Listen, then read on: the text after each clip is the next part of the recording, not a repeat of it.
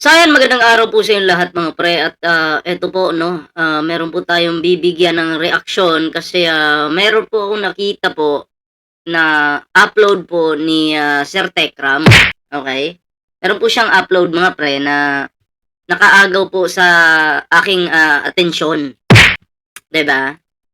Um, Eto po yung thumbnail, pakita ko po sa inyo. So ayan po 'no, ang nakalagay po dito, Tekram at Daddy Frankie first collaboration. Daddy Frankie to the rescue. To the rescue. Ayan Daddy Frankie at Tekram first collab. Dalawang magkapatid na ginawan ng sariling kulungan. So, ang bidyong ito mga pre, na-upload po ni Sir Tekram ay kumbaga dalawang magkapatid na nawawala po sa isip, no? Na nakakulong po. Oh, sa pagkakaintindi ko dito mga pre sa bidyong ito, parang iano niya yata, ipapasa po ni Sir Tekram kay Daddy Frankie yung dalawang magkakapatid kasi sa Nueva Ecija lang naman po ito. Kasi si Sir Tekram, medyo malayo po 'no. Kumbaga ano pa po ito si Sir Tekram 'no, mapaniki. So malayo po yung biyahe, hindi po kaya ni Sir Tekram na araw-arawing balikan kasi nga malayo po. So si Daddy Frankie po yung malapit kasi, Pangasinan. Okay. So tingnan natin, sana nga po ano, sana, kumbaga matulungan po itong magkapatid na 'to 'no. Oo, so bigyan po natin ng reaction 'to mga pre, itong, short reaction lang naman 'no. Short reaction lang kay Sir Tekram sa video ni Sir Tekram, okay, and then, panoorin po natin yung video, okay? So, yan sa hindi pa po nakakapag-like, share, subscribe sa ating YouTube channel, huwag kalimutan yan mga pre para naman po ay maging updated po kayo sa mga uploads natin. At syempre mga pre 'no, may TikTok po tayo diyan, may Facebook page. Ayan, sana po inyong suportahan po yung ating mga social media accounts, ayan. So maraming salamat po sa inyong, suporta mga pre. So eto na po 'no, sana nga po 'no, bago tayo magtuloy-tuloy, sana nga po, matulungan itong dalawang magkapatid na 'to. Tinutulungan naman po ni Sir Tekram, kaya nga lang, ang problema malayo po 'no, malayo, oo. So, yun panoorin po natin ang videong ito. Ayan 'no, Daddy Frankie to the rescue. So, panoorin po natin ang, videong ito mga pre.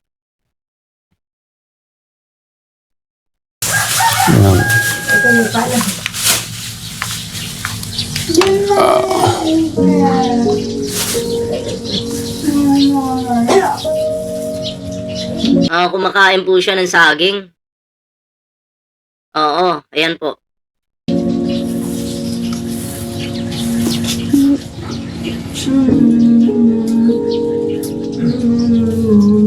So, dalawa po sila 'no, dalawa pong, magkapatid.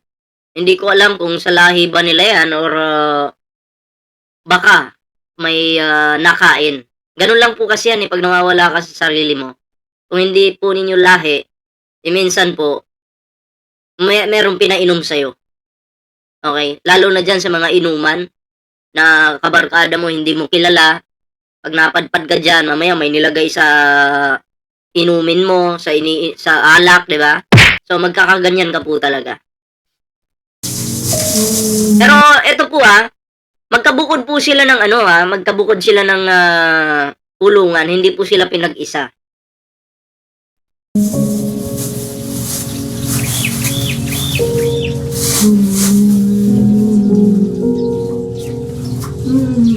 Gutom po sila 'no, gutom. Yun nga, kaya po ako nandito, naisip ko si Daddy Frankie. Dapat to kasama ko si Ate Michelle ngayon. Oo, so ang gusto po ni Sir Tekram na ipasa po, sa pagkakaintindi ko sa videong ito mga pre, ang gusto ni ni Sir Tekram na ibigay po, ipasa po kay Daddy Frankie itong, dalawang, nawawala po sa sarili kasi siyempre ang goal po ng Team Daddy Frankie is tulungan po yung ano, yung, mga ganitong klaseng, nawawala po sa sarili. Kasi kung titingnan niyo lahat po ng tinutulungan ng Team Daddy Frankie, ang priority po nila yung mga ganitong klaseng ano, ganitong klaseng, kumbaga sakit, 'no? So, yun po yung priority ng Team Daddy Frankie. Hindi po pabahay yung ginagawa ng Team Daddy Frankie, hindi po. Ang goal po nila is mas matindi pa po sa pabahay, 'di ba? Which is yung pagalingin po yung tao na nawawala po sa sarili. Yan. Ng Techram Pure Hearts International at saka po si Tito JC Isaac. Kaso po, hindi lang po sila nakarating ngayon. Ang gagawin ko po ngayon, ibibigay ko po yung contact niyo sa kanila at ipagpapaalam ko na din ho sa inyo na bukas, makalawa, na pupunta ho sila dito. Baka kasama po nila si Daddy Frankie. Kaya, Daddy Frankie, sobrang proud na proud po ako sa inyo. Kaya, ano po, maraming salamat po sa pagmamahal. Yung inaalay nyo pong buhay nyo o yung sakripisyo po nyo sa mga kababayan po natin. Maraming salamat po. Bahala na po ang ating Diyos sa inyo. At talangin ko po yung inyong yung araw-araw po na kalakasan, katilinuhan, katatagan para sa mga mission po natin. Ayun. Thank you, Daddy Frankie. God bless po. Ayun. So, sana nga po kasi nagbabasa po ako ng comment dito.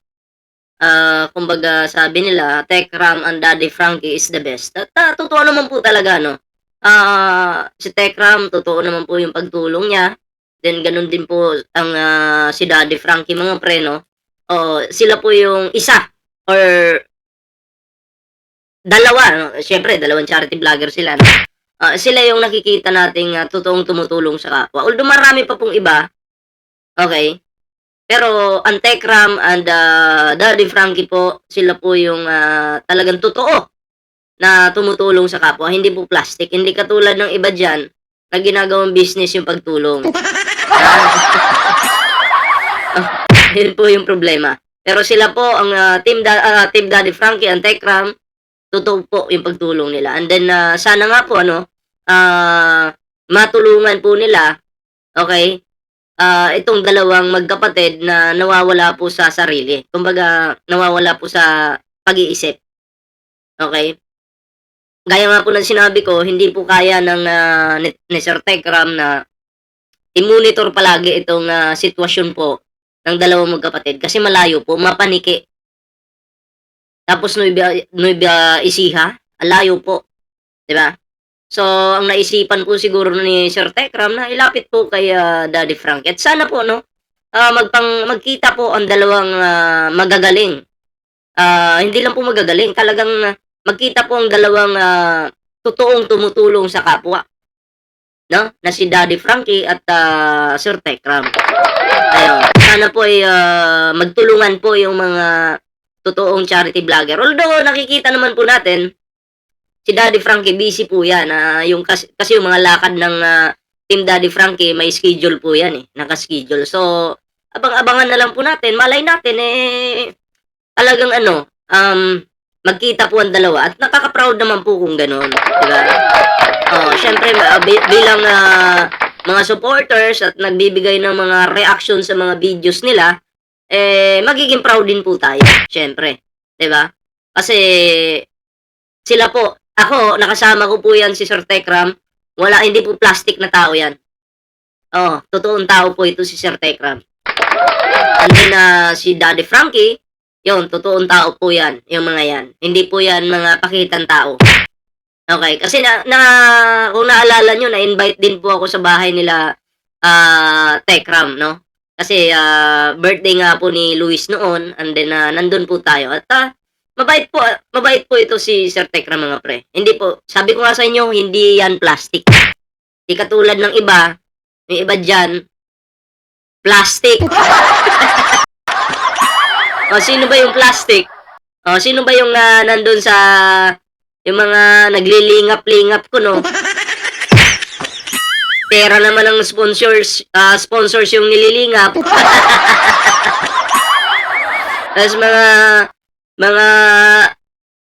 magaganda lang yung priority nila. Pag makakita ng lola matatanda, tangina, sino ka? Ignore ka. Huyo ka sa kanila, ano ka ba? Diba? Tuloy po natin ito. Doon po tayo sa ano, sa ah, ito po. Let me respawn in Rome, please. Yes! Our city currently has a population of 9. Na-miss niyo po ba yan? So ayan po, bukod po sila ng kulungan na magkapatid. I don't know. Yeah.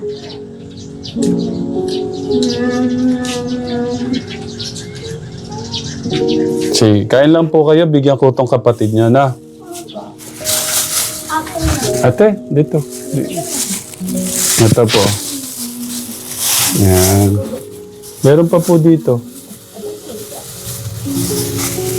Over, over. Yan.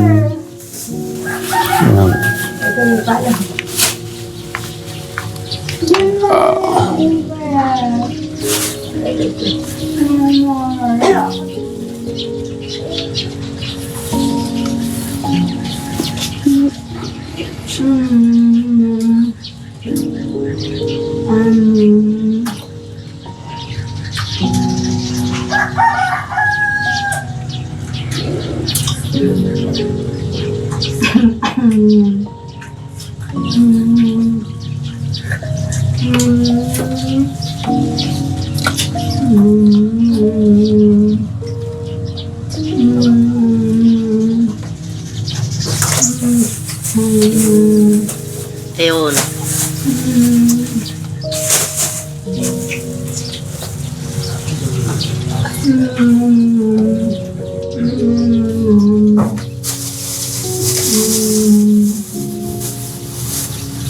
So, yung sitwasyon po nila mga pre, talagang nakakaawa po.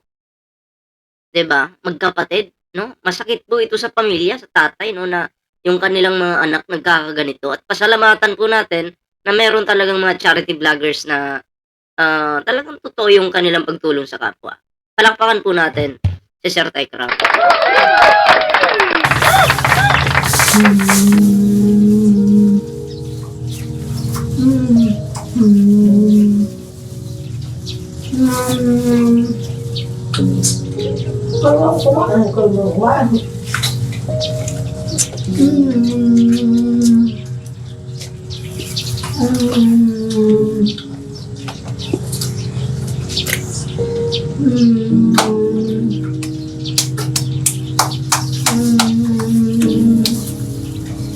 Tekram Vlogs.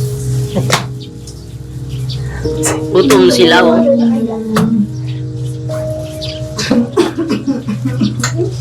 Gutom po sila.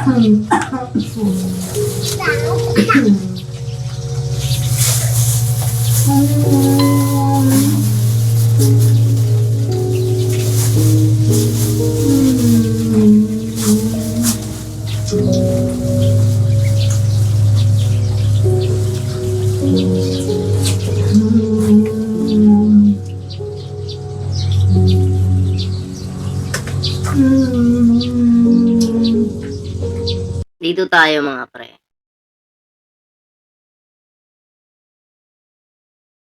Yan. So matibay po yung bakal, ah. Ito po. Dito na lang po. Okay. Tapos kuha na lang ako kay tita na. Kumusta po kayo? Kumusta po kayo? Ay, nako. Busog. Ito po. Ah.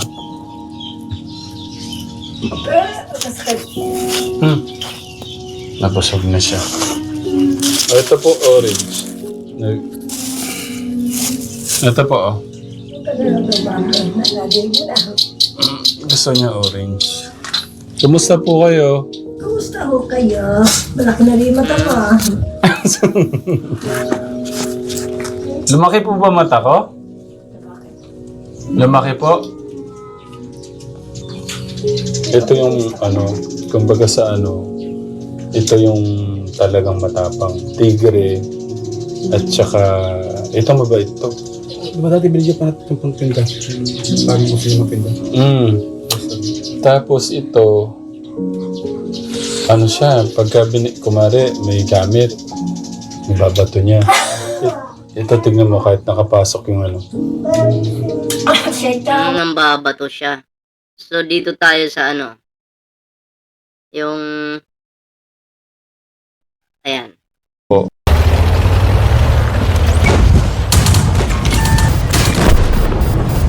Sa nangyari tay, sa pagkawala ni Lola, nung nanay po niyo, may parang, ano ba, parang pinagsisisihan kayo na nawala siguro siya na hindi ko kayo hindi pa okay magkakapatid? Parang gano'n. Hmm. Alam niyo po kung ano po yung dahilan kung bakit mas naano si Lola. Mas maaga kanya. Ano sa tingin niyo? Kasi dala ng matanda na, saka talagang may sakit din na may matanda na. Isa pa, tayo, huwag kayong magalit ha. Stress. So, isa pa, na-stress siguro sa amin. Hmm. Mahirap sa isang pamilya, magkakapatid. Yung mga ano. Yun nga, kaya po ako nandito, naisip ko si Daddy Frankie. Dapat to kasama ko si Ate Michelle ngayon. Ng Techram Pure Hearts International at saka po si Tito JC Isaac. Kaso po, hindi lang po sila nakarating ngayon. Ang gagawin ko po ngayon, ibibigay ko po yung contact niyo sa kanila at ipagpapaalam ko na din ho sa inyo na bukas makalawa na pupunta ho sila dito. Baka kasama po nila si Daddy Frankie. Gusto ko man ho silang kunin nun. Kaso yung promised land do kasi natin, wala ho siyang barcode. Kumbaga anytime pwede silang magtakbo-takbo.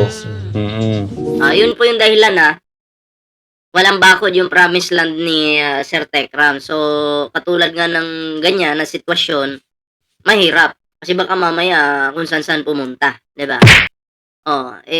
Kay Daddy Frankie kasi sa shelter po ni Daddy Frankie, may bakod po dun eh.